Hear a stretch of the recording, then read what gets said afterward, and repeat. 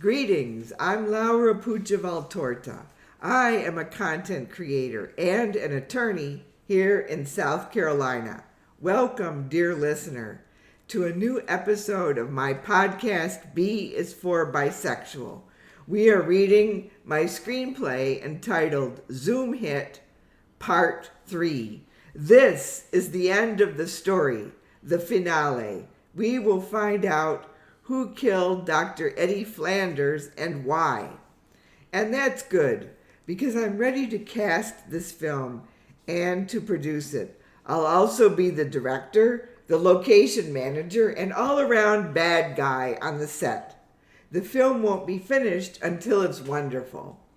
If you want to see an example of another wonderful film I've made, check out my last comedy feature entitled Bermuda, available on Amazon, Tubi, and other streaming channels such as TCL, Cineverse, and Herogo. Reading with me today are my son, Dante. Hello. And my husband, Marco. Buongiorno. A shout out to listeners in Africa, Canada, Frankfurt, Germany, the United Kingdom, South Carolina, and Georgia. Dear listener, at the end of this episode, I will tell you about an upcoming adventure that I'm excited about. And now, Zoom Hit, Part 3, the finale. Do-do-do-do. Interior Police Station Waiting Room. Detective Sonny Gregory is sitting at the front desk, staring at her computer. Detective Dorcas comes in, still dressed as Pollyanna. Detective Gregory smiles sarcastically. Ha! What? They didn't make me, and that's because of this getup. Where's the captain? Captain Randall enters the waiting room from his office. What'd you find out? Give me the poop. Lawyer bitch didn't do it. She and her funny friends are trying to find the real killer. Well, let them find her. This will save us a lot of work. Detective Gregory rolls her eyes and shakes her head. Idiots.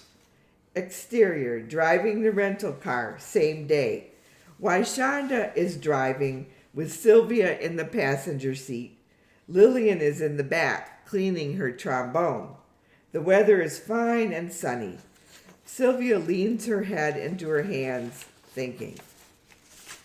I can't believe we're being followed. Easy enough to shake him. I'm not worried. After all, I didn't do it, right? Spoken like a true white person. Sylvia half-heartedly gives Wyshonda the finger. You know, this is some lifestyle Eddie was living. Women all over the place, and men, important career in medicine. But it was enough to make him a target.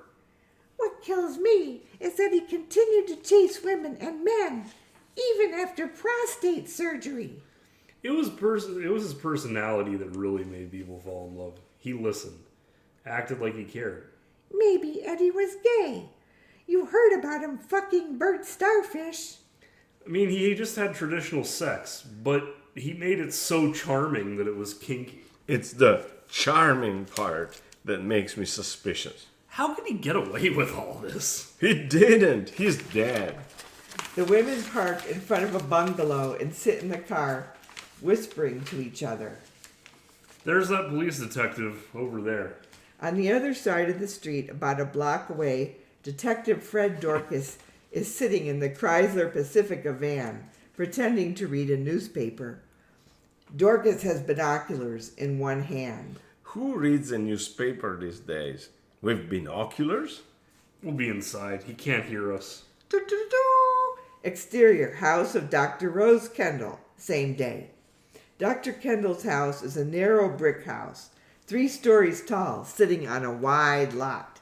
Its shape puts it in sharp contrast with the squat bungalows next to it. Wyshonda, Sylvia, and Lillian park on the street. Exit the car, look around, and walk slowly toward the front door. They ring the bell, and Dr. Rose Kendall, 65, opens the front door.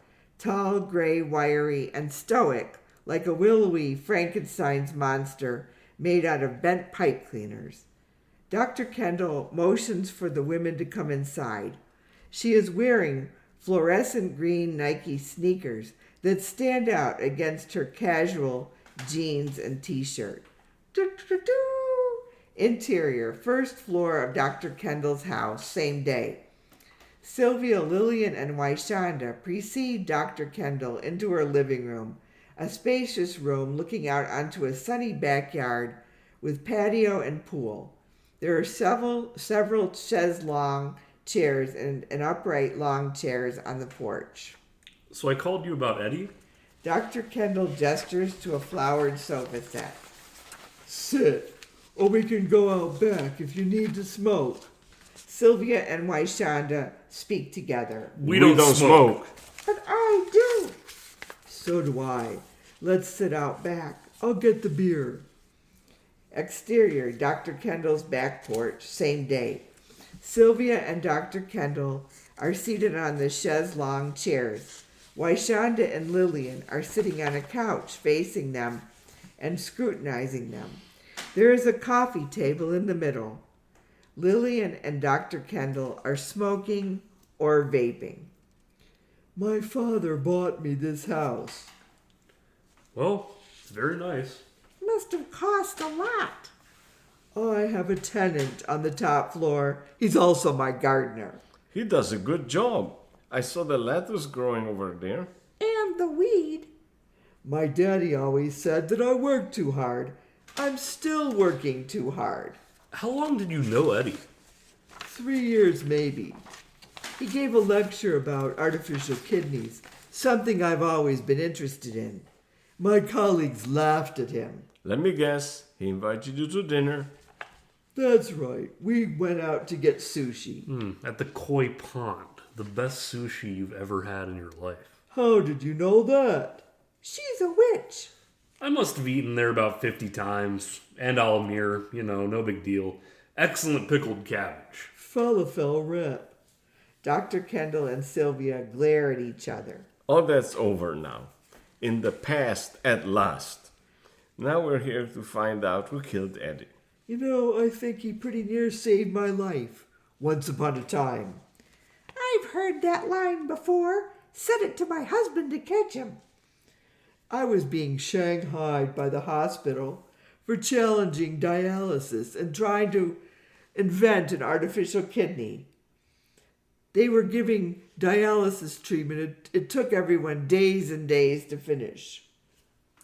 What could Eddie do about that? He stopped them. He said we should try to develop an artificial kidney. The hospital was going to fire me because they would lose a bunch of money over that. He pointed out that I would sue them after my paper on artificial kidneys got published. And did you? No, and my paper did get published in the Lancet. At that point, the hospital wanted to fund my kidney prototype. And now? The grant's been frozen. Those idiots at the hospital think that Eddie was the chief researcher, and it was me all the time. Instead, he was a sexopath. Yes, women found out he was cheating on them, and they still loved him and believed him like a pet monkey. Yeah. It was awful. He must have flirted with 15 women a day. The residents, the nurses, the chief of staff. I mean, I would have been jealous. You must have been jealous. And how? The last straw was when I realized he was having sex with that burnt starfish. What about STDs? Oh, he said he always used a condom, but who knows? So who killed him?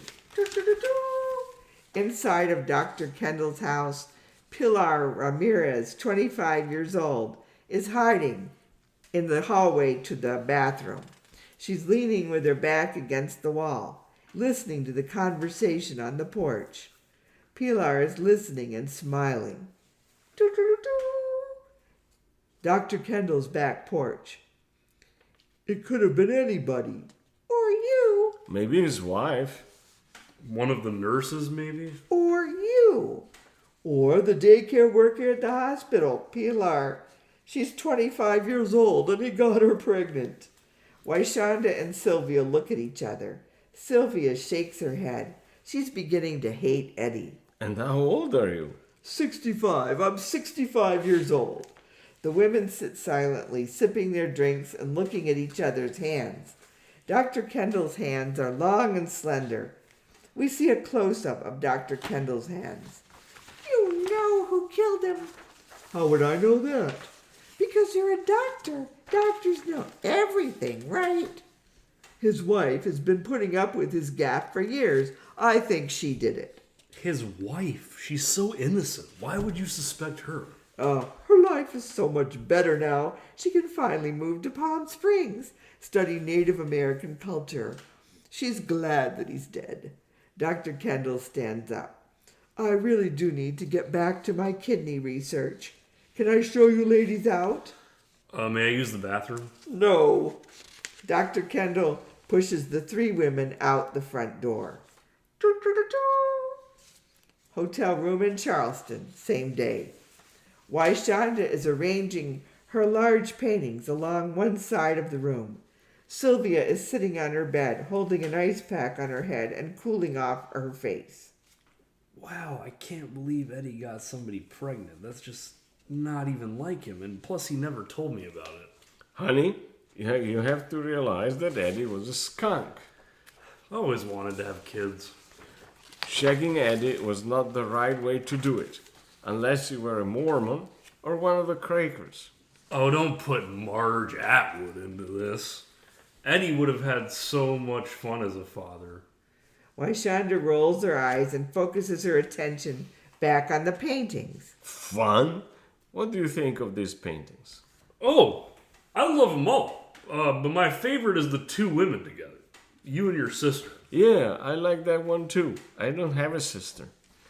So which gallery are you targeting? The Gibbs Museum. Officer Dufour has a niece who works there. It's all very Beverly Hills Cop. Will you go to the gallery with me? I don't know. I think I'm going to watch that video one more time. Waishanda puts on her cool shoes and walks out. Sylvia sits at her desk and opens her computer. We can see the screen of the computer. At the beginning of the video, the assailant, Dr. Rose Kendall, walks in wearing a clown costume. For a brief second, we notice her fluorescent green Nike sneakers. Sylvia pauses the recording. She leans forward to examine the screen. She sits back in her chair and slaps her head. Interior office of Police Chief Derek Randall. Day. Chief Randall is leaning his butt on his desk next to a large box of donuts. He is drinking coffee. Sylvia is walking around excitedly. Waishanda is sitting on one of the metal chairs, bored. Lillian is also seated. Okay, so get this. So I was watching the video of the killing last night, right? And I saw the bright green sneakers. You know, Dr. Kendall's sneakers? Oh, we saw them right away. Lots of people wear those green Nike sneakers. Yeah, but they're not 6 feet tall. Well, believe it or not, lots of people are 6 feet tall. Dr. Kendall's father was an Upstanding member of the community, founded a hospital right down the street. So she gets a different kind of justice? Tall, white woman justice? maybe. Chief Randall sets down his coffee. I told you so. Lillian stands up and sidles over to Chief Randall's coffee. She pulls the capsule out of her pocket and puts it into the coffee. The coffee burbles and fizzes without Chief Randall noticing. So we should find you a lower class killer? Detective Sonny Gregory appears in the doorway. Yeah, one with less money. This is some pile of crap. Listen, we can't just arrest this doctor without more evidence. Chief Randall picks up his coffee mug with the tooth serum in it and drinks it. Suddenly, he looks dazed like a zombie. He stares ahead and widens his eyes. What if you knew that doctor killed Eddie? I wouldn't arrest her. She's too important. Her father built a hospital. She's on television a lot. Ha! And the truth shall set you free. I'd rather arrest you, Ms. Moretti, a lowly attorney. Excuse me? Yes, I want to arrest you for the murder, but you didn't do it. Wyshonda and Sylvia back out of the office, terrified. Lillian is smiling. So many murders remain unsolved, and we are so busy. Chief Randall picks up a donut and bites into it. Do-do-do-do. Exterior, Charleston, walkway. Sylvia and Wyshonda are leaning against the railway, facing the harbor, and pondering their meeting with Chief Randall. Arrest me just because. Can you believe this? Yes, My truth serum works great. I mean, we know who the killer is, and the police don't even care. the question is, do we care? Yeah, I'm more curious now than ever. Why did she do it? Eddie stole her artificial kidney. Interior, Starfish Music Club, night. Wyshonda and Sylvia are sitting at one of the tables in the Starfish Club, waiting for the show to be over. Lilac, a drag queen, is singing about winning the U.S. Open, how she wants to do it again. Detective Fred Dorcas, still dressed as Pollyanna, is sitting nearby at one of the tables watching the women. Okay, so I got all dressed up in my tennis whites. I beat Davenport, and I did it right. Wyshonda and Sylvia look at each other and roll their eyes. I took the tennis ball and shoved it right here. No one could beat me, and they lived in fear. This music sucks. We need to get out of here. Not until I talk to Bert. Bert Starfish makes his way to Sylvia's table, talking to patrons and checking on their orders along the way. She's talented, isn't she?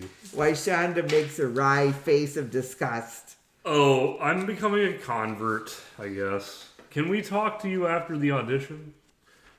Sure, stick around. Bert walks away to the bar to help the bartender serve drinks.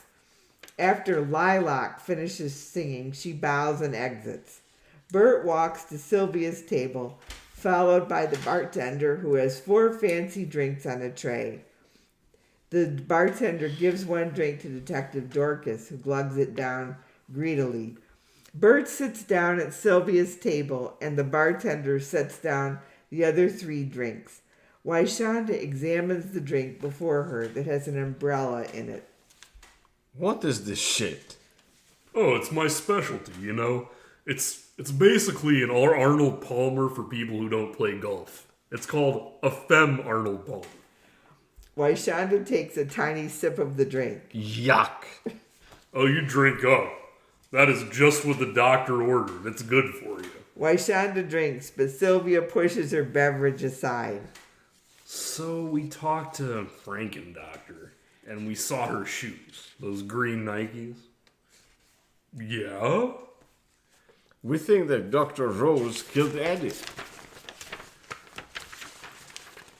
The killer had those same shoes, and they both have these huge hands. She had as much motive as anybody, I hate to tell you. Did you tell the police? They won't do anything. They're just making jokes about arresting me. Apparently, Dr. Rose and her father are both pillars of the community. So am I. Police like to party at my club. Bert gestures toward Detective Dorcas, who nods at him and salutes him with his drink. This town is crazy. But I still want to find out what happened. Bert stands up for a moment and scans the music club with his arms. Man, isn't this a beautiful club? I built it with my own money. And I employ people, sometimes from the underside of the law. Sylvia shrugs. Bert sits back down. I understand. 85% of the time, the law sucks. Exactly. So, I'm the only one who's going to do something about it. What do you do? I hook them up. I hook people up. Wyshonda and Sylvia look at each other. I have a nice little bungalow on the beach. My dear mother left it to me. A young lady named Pilar used to clean it for me. She had a kid. Now she's a businesswoman. You should meet her. Why? Bert writes her address on a napkin. Alright, here are her digits. Meet her at the Queen of Toilets hardware store Monday at 10 a.m. Wyshonda grabs the napkin. Are you going to be there? No. Bert stands up. No. I'm obviously a Christian man. I'm going to be attending Mass. Interior, Queen of Toilets shop, day. The Queen of Toilets is a large storefront with a big glass display case. It's filled with sinks, faucets, bathtubs, and a wide variety of fancy Japanese toilets. Pilar enters the shop, along with Sylvia, Lillian, and Wyshonda. Pilar has a photo of her mother, Esther, and her daughter, Marisol, near the cash register. Ladies, nice to see you again. We've never met you. Bert Starfish sent us. Nice shop. It's literally a shit show. I couldn't afford it on my own. Even though I qualified as a plumber, I was cleaning houses. No way to live. Pilar picks up the photo of her mother and daughter and hands it to Sylvia. This is my mother, Esther, and my daughter, Marisol. Yeah, Marisol looks very familiar. She looks like her dad. You need to see these new Japanese toilets. Pilar points out the new toilets. Wow, heated seats. And they light up in the dark. So who paid for all this? Somebody's ghost gave me the money. You mean Eddie? I didn't say nothing about Eddie. You was talking too much about plastic kidneys. The dialysis company wanted him dead. So you killed him? No, but I always knew where to find him. So you collected the hit money. Pilar shrugs. I got a daughter and a mother. No, wait a second. That shit, I saw it happen. His head had a hole through it. It was horrible. Pilar nods and continues setting up the display of shower heads. A lot of people wanted him dead. Dr. Kendall, the rich dialysis company, now is dead and I have my shop. Good business. A couple of customers walk in. Wyshonda and Sylvia look at each other frightened. They drop a handful of nuts and bolts on the floor. This is a very nice shop. Well, we've got to bounce. Good luck, Pilar. Wyshonda and Sylvia walk hurriedly toward the front door. Lillian is still lingering behind, admiring the toilets. Hey, wait. I wanted one with a heated seat that lights up. Wow. And I thought I was badass. Do-do-do-do. Car drive back to Columbia, same day. Sylvia, Lillian, and Wyshonda are driving back to South Carolina. This time, Sylvia is driving. Wyshonda is in the front passenger seat, and Lillian is sleeping in the back seat. Her trombone is next to her. I still think we should move to Charleston. I found some space for an art gallery. Is it expensive? Hell yes. Then let's stay in Columbia. Travel back and forth. Maybe, I don't know. Charleston is dangerous. Yes, if you mess with a corporation and two crazy women. I don't plan to mess with any corporations. Me neither. Art all the way, baby. Painting and sculpture. My own law practice in 2 cities. Maybe the homeless. Social security disability. Let's do it. I'm in. You'll need a paralegal. And that's the end. Folks, this summer, my family and I will be traveling to Italy, where we hope to see old friends such as the Solanos and cousins such as Donata and Esther. I'm also looking forward to spending time with Joya, Ross, and Clara, family members. Another important goal in Italy is to seek out characters for new stories for this podcast. Maybe the fun family that runs La Tagliola restaurant in Liguria. Maybe we'll see some kind of altercation on the beach. A hilarious story in the newspaper. Or maybe I'll just enjoy making fun of all the people at Bagno Aurelia. Ciao! Ciao! Bye.